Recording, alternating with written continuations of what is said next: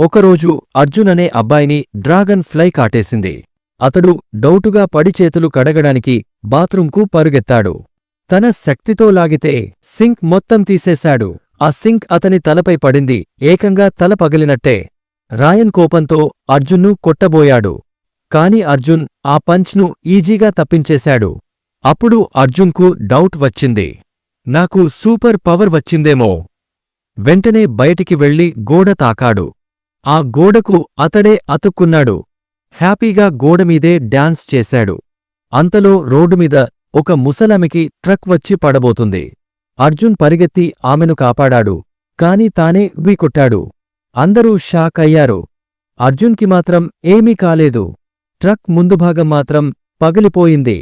అర్జున్ వెంటనే ఇంటికి వెళ్లి డేవిడ్ గన్తో గుళికలు కాల్చాడు. కాని అర్జున్ అవి పట్టేశాడు. అర్జున్ నవ్వుతూ అన్నాడు, ఇది ఎవడైనా చేయగలడు అంకుల్.